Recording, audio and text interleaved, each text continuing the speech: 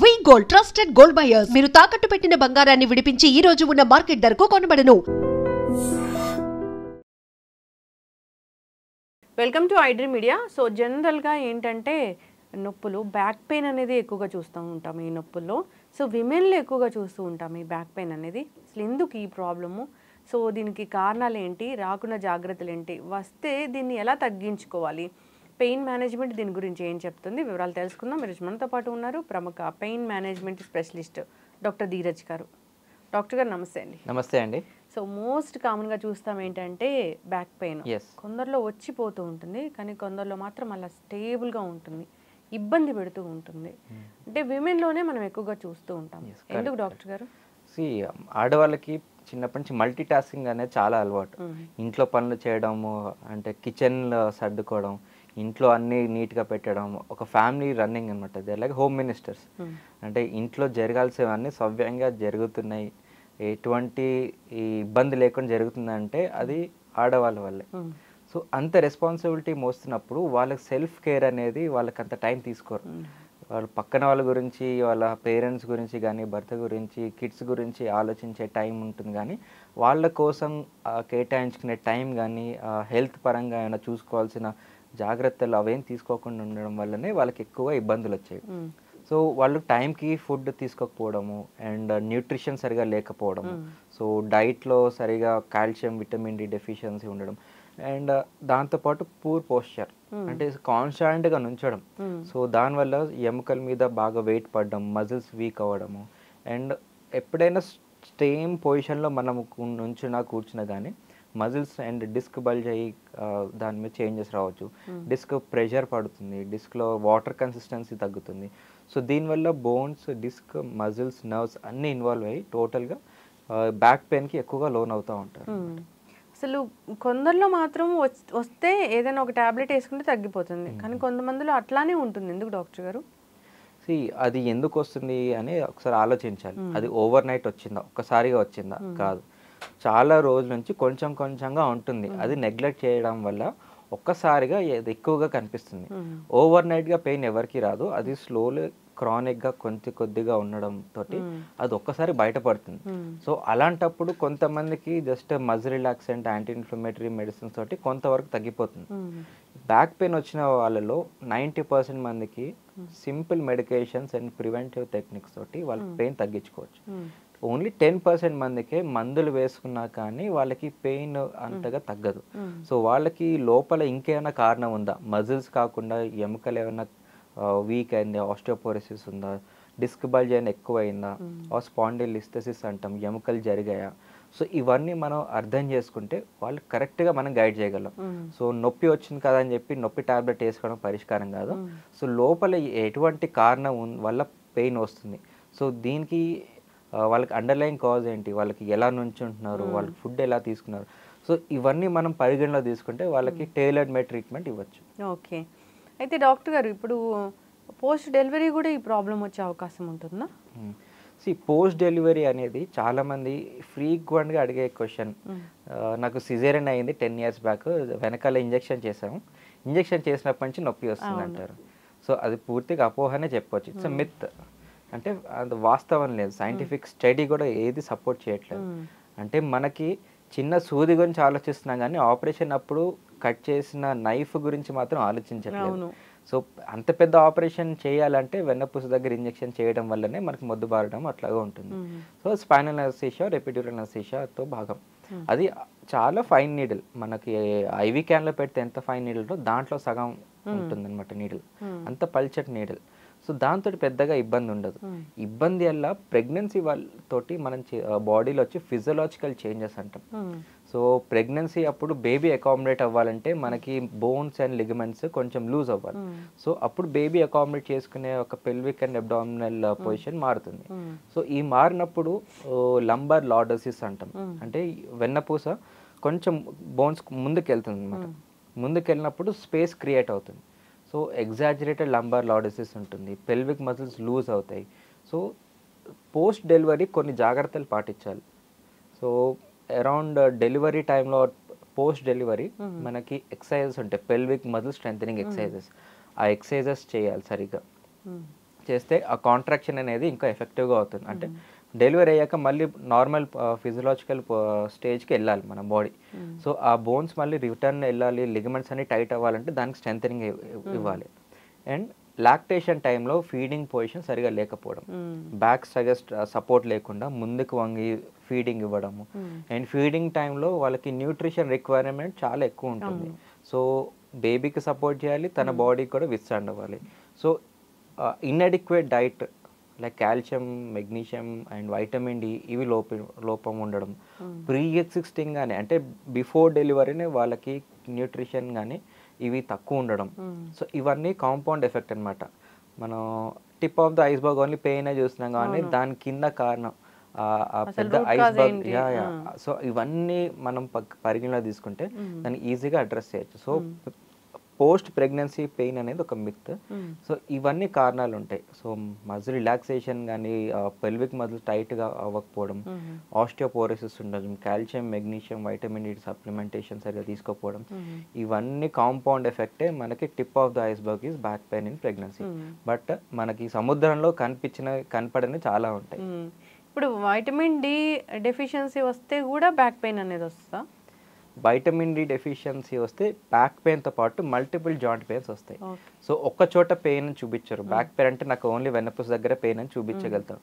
Vitamin D తోటి first of all muscles stiffness పోతుంది, strength పోతుంది, జాయింట్స్లో వాపులు రావచ్చు, ఇన్ఫ్లమేటరీ జాయింట్స్ ఉంటాయి, కీళ్ళవాతం వచ్చే ఛాన్స్ ఉండొచ్చు, జాయింట్లో మనకి నీ జాయింట్ ఎక్కువ అరగచ్చు, హిప్ జాయింట్, షోల్డర్ జాయింట్, అట్లాగా పాలిఆర్థరైటిస్ అంటే మల్టిపుల్ జాయింట్ పెయిన్స్ ఉంటాయి వైటమిన్ డిలో. So it's not just vitamin, it's an essential hormone. ఎందుకంటే మన కాల్షియం బాడీలోకి వెళ్ళాలన్నా ఆర్ కాల్షియం మెటబాలిజం అవ్వాలన్నా కానీ మనకు వైటమిన్ డి చాలా ఇంపార్టెంట్. సో అందుకే వైటమిన్ డి కోసం మనం చాలా జాగ్రత్త తీసుకోవాలి. So weekly supplementation, adequate sunlight exposure and exercises, వీటితోటి మనకి మెటబాలిజం అనేది బూస్ట్ అయ్యి మనకి కొలెస్ట్రాల్ నుంచి వైటమిన్ డి సింథసైజ్ అవుతుంది. ఎప్పుడైతే మనకి సన్లైట్ ఇన్అడిక్వేట్గా ఉంది, ఎక్కువగా క్లోజ్ స్పేస్లోనే ఉన్నాం, అసలు సన్లైట్ ఎక్స్పోజర్ లేదు, అండ్ మనకి సన్ స్క్రీన్ తోటి అంతగా ఎఫెక్ట్ అవ్వదు. అది కూడా ఒక చాలా మిత్ అంటాం. అంటే సన్ స్క్రీన్ వేసుకుంటే వైటమిన్ డి సింథసిస్ డెఫిషియన్సీ వస్తుంది అనుకుంటాం, కానీ అది కూడా అంతగా ఏముండదు. సో సన్ స్క్రీన్ వేసుకుంటాం కదా మనం at least 15 to 20 minutes around 12 o'clock to 1 o'clock ఆ టైంలో మాత్రం ఈ పర్టికులర్ సన్లైట్ రేస్ తోటి స్కిన్లో ఉన్న కొలెస్ట్రాల్ నుంచి ఒక 3 to 4 cycles మెటబాలిజం అయ్యి వైటమిన్ డిగా సింథసైజ్ అవుతుంది. సన్ ఎక్స్పోజర్ ఒకవేళ మనకు అవకాశం లేకపోతే weekly supplementation and daily requirement supplementation తీసుకున్నా దాన్ని మనం కరెక్ట్ చేసుకోవాలి. డైలీ కూడా తీసుకునే ఉంటాయి డాక్టర్ గారు? అంటే దాని డోసేజ్ బట్టి ఉంటుంది. సో 500 units 1000 units డైలీ తీసుకోవచ్చు. అదే వీక్లీ అంటే దాని 60,000 units తీసుకుంటాం. అది కూడా మనము చెక్ చేసుకోవాలి. ఆన్ యావరేజ్ 40 to 60 units మనకి కాన్సన్ట్రేషన్ ఉందా లేదా చూసుకోవాలి బ్లడ్ టెస్ట్లో. ఎక్సెసివ్ వైటమిన్ డి కూడా అంత మంచిది కాదు, హైపర్ విటమినోసిస్ డి అంటాం. సో దానివల్ల కూడా జాయింట్ పెయిన్స్ వచ్చే అవకాశం ఉంటుంది. దాంతోపాటు చాలా మెటబాలిక్ కండిషన్స్, డిసీజెస్ వస్తూ ఉంటాయి. So vitamin D before and after ఒక బ్లడ్ టెస్ట్ చేసుకుంటే దాన్ని కరెక్ట్గా టైట్రేట్ చేసుకోవచ్చు. ఎంత డోసేజ్లో ఇవ్వాలి, ఎంత కాలం దాకా ఇవ్వాలి, వీళ్ళకి సేఫ్గా ఇవ్వచ్చా లేదా అని తీసుకుంటే మనకి ఎటువంటి సైడ్ ఎఫెక్ట్స్ లేకుండా ఈజీగా వైటమిన్ డి డెఫిషియన్సీ కరెక్ట్ చేసుకోవచ్చు. సో వైటమిన్ డి తోటి మల్టిపుల్ జాయింట్ పెయిన్స్ అడ్రస్ చేసుకోవచ్చు. Knee pain, bone pain, osteoporosis and also back pain. Back pain only vitamin D కాదు, vitamin D is one of the factor. అయితే back pain అంటే lower back, upper back అలా ఉంటుందా doctor గారు? Lower back అనేది ఎందుకు ఎక్కువగా వస్తుంది అంటే మనకి బాడీ వెయిట్ అంతా ట్రాన్స్మిట్ అవుతుంది. పైన ఎముకలు సన్నగా ఉంటాయి, సో దాని మీద ఎక్కువగా వెయిట్ పడవు, ట్రాన్సిషన్ అవుతుంది. మనకి చిన్న ఎముక నుంచి పెల్విక్ బోన్స్ అనేది మనకి అటాచ్మెంట్ స్టార్ట్ అవుతుంది. సో ఆ అటాచ్మెంట్ దగ్గర మనకి వెయిట్ అనేది పైనుంచి ట్రాన్స్మిట్ అవుతుంది. సో మనం చేసే పోస్చర్ ఎప్పుడైనా రాంగ్ ఉంది, ముందుకే వంగుతున్నాం, వెయిట్ అంతా ఇక్కడ ఆగిపోతుంది, కాళ్ళ వరకు వెళ్ళదు. స్ట్రైట్గా ఉంటే మనకి నడుము మీద లోడ్ పడదు, కాళ్ళ నుంచి భూమికి వెయిట్ ట్రాన్స్మిట్ అవుతుంది. సో ఇట్లాగా ముందుకు వంగడము, కాన్స్టాంట్గా కూర్చోవడం, దీనివల్ల లంబార్ స్పైన్ కింద భాగంలోనే ఎక్కువగా ఎఫెక్ట్ వస్తుంది. అప్పర్ బ్యాక్లో కూడా రావచ్చు, అది కూడా కొంచెం తక్కువనే. అది దానికి మరీ ఎక్కువగా లోపల పాథాలజికల్ కండిషన్స్ అంటే లోపల డిస్క్ బల్జ్ కానీ స్పాండిలోసిస్ అంటాము ఆర్ రిబ్ నర్వ్ వల్ల వచ్చిన పెయిన్ చాలా తక్కువగానే ఉంటుంది థొరాసిక్ లెవెల్లో. బట్ ఎక్కువగా చూసేదంటే లంబార్ స్పైన్లోనే, ఎందుకంటే బాడీ వెయిట్ అంతా కిందనే వచ్చి ఆగుతుంది కాబట్టి. అయితే ఇది తగ్గే పెయిన్ తగ్గని పెయిన్ అని మనకి ఎలా తెలుస్తుంది? అంటే ట్రీట్మెంట్కి వెళ్ళాలా లేదంటే ఇంట్లో టిప్స్ పాటిస్తే సరిపోతుందా? సో దీనికి ఒక కొన్ని డేంజర్ సైన్స్ అయితే తెలుసుకోవాల్సిందే. సో ఎప్పుడైనా కాన్స్టాంట్గా ఉన్న పెయిన్ సడన్గా ఓవర్ నైట్ ఎక్కువైందా, నెక్స్ట్ కాళ్ళంతా తిమ్మిరి రావడము, మొద్దుబారిపోవడం, నడవడానికి అసలు రాకపోవడం, నడుదా ఉన్న కాళ్ళు లేపకపోవడం, మోటార్ బ్లాక్ అంటాం, యూరిన్ మోషన్ తెలియకుండా అవ్వడం, మనం కూర్చున్నా పడుకున్నా మనకు తెలియకుండా యూరిన్ మోషన్ అవ్వడం, బటక్స్ కింద స్పర్శ లేకపోవడం. సో ఇవన్నీ డేంజర్ సైన్స్ అంటాం, రెడ్ ఫ్లాగ్స్. ఎప్పుడైతే ఇలాంటి సైన్స్ ఉన్నాయో వాళ్ళు ఇమ్మీడియట్గా స్కానింగ్ చేసుకుని సర్జరీకి వెళ్ళాలి. సర్జరీ చేసుకుంటే డీకంప్రెషన్ ఎంత ఎర్లీగా సర్జరీ చేస్తే అంత ఫాస్ట్గా దానికి అవుట్కమ్ ఉంటుంది. అంటే వాళ్ళలో ఏం జరిగి ఆ ప్రాబ్లం వస్తుంది డాక్టర్ గారు అప్పుడు? సో ఇవన్నీ నర్వ్ కంప్రెషన్ అనమాట. డిస్క్ బల్జ్ అవ్వచ్చు, స్పాండిలిస్థెసిస్ అవ్వచ్చు, ఏదైనా జరిగి నర్వ్ మీద బాగా ఎక్కువగా ఒత్తిడి, స్టీనోసిస్ అంటాం, ఆర్ కాడా ఈక్వైనా సిండ్రోమ్ అంటాం. సో ఇలాంటి సిమ్టమ్స్ ఉన్నప్పుడు కంపల్సరీ సర్జరీకి అవసరం పడుతుంది. చాలా మందికి స్లోగా ఉంటుంది, ఏదో మేనేజ్ చేసుకుందాం అనుకుంటే ఉంటారు. సో వాళ్ళకి మాత్రము కంపల్సరీ ఫిజియోథెరపీ ఎక్సర్సైజెస్ కానీ మెడిసిన్స్ అది వాడి చూస్తే కొంతవరకు తగ్గుతుంది. ఇవన్నీ వాడినా వాళ్ళకి తగ్గకపోతే అప్పుడు మనం వాళ్ళకి ఏమైనా ట్రీట్మెంట్ ప్లాన్ చేసుకోవచ్చు. ఇప్పుడు పెయిన్ మేనేజ్మెంట్లో అసలు దీనికి ఏముంటుంది?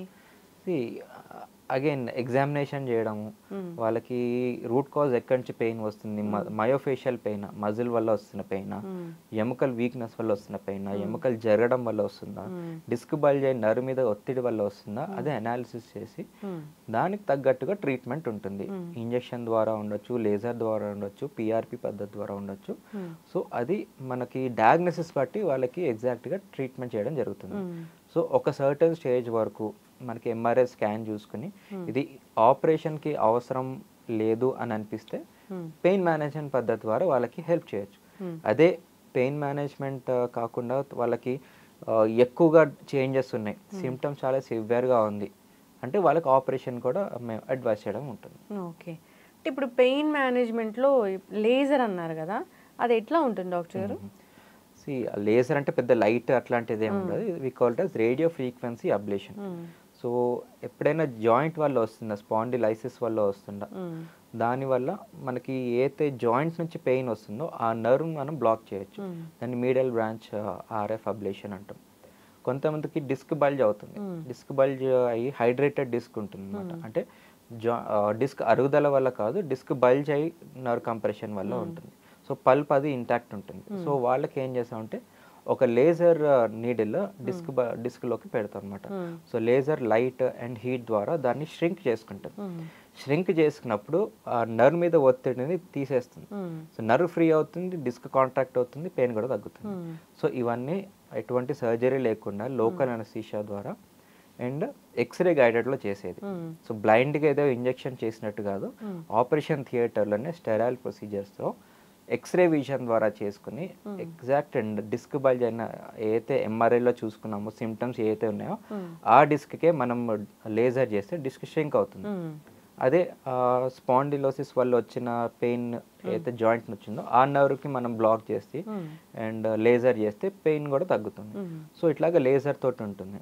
కొంతమందికి ఓజోన్ డిస్క్ ఇంజెక్షన్ ఉంటుంది, ఆర్ పిఆర్పి పద్ధతి ద్వారా డిస్క్ని కూడా హీల్ చేసుకోవచ్చు. డిస్క్ క్రాక్ అయిందండి, యాన్యులర్ టేర్ కానీ or early stages of disc bulge ఉందనుకోండి, వాళ్ళకి పిఆర్పి పద్ధతి ద్వారా దాన్ని మళ్ళీ రీమోడలింగ్ చేసే అవకాశం ఉంటుంది.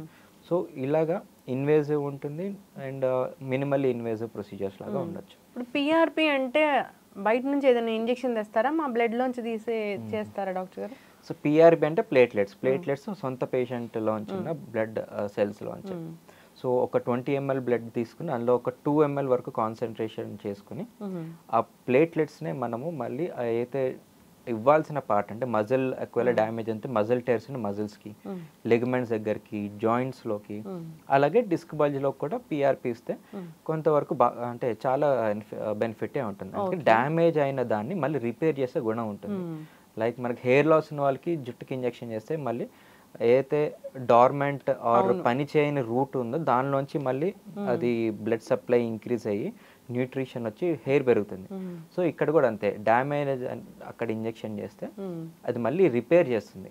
అండ్ సెల్ సిగ్నలింగ్ అంటే ఇక్కడ గ్రోత్ ఫ్యాక్టర్స్ అనేది రిలీజ్ అయ్యి ఆ టిష్యూస్ అవి మళ్ళీ రిపేర్ అవుతుంది, ఇన్ఫ్లమేషన్ కాజ్ చేసి దాన్ని మళ్ళీ హీలింగ్ క్యాస్కేడ్ని రీస్టార్ట్ చేస్తుంది. ఓకే, ఈ ట్రీట్మెంట్లు చేయించుకున్నాము అంటే అప్పటి వరకు సప్రెస్ అవుతుందా, పూర్తిగా తగ్గుతుందా, నెక్స్ట్ లెవెల్కి వెళ్ళకుండా ఉంటుందా పెయిన్? మనం చేసేది పెయిన్ మేనేజ్మెంట్లో నరాల నుంచి వచ్చే నొప్పిని తగ్గించడం, డిస్క్ బల్జ్ అయిన నర్వ్ కంప్రెషన్ దాన్ని డీకంప్రెషన్ చేయడము, అండ్ మజిల్స్ వల్ల వచ్చిన పెయిన్ ఉంటే ప్రోలోథెరపీ పిఆర్పి ద్వారా దాన్ని హీల్ చేయడం. పెయిన్ మేనేజ్మెంట్ అంటే పెయిన్ కప్పిపుచ్చడం కాకుండా దాన్ని రాకుండడానికి చేసే ట్రీట్మెంట్స్ ఇవి.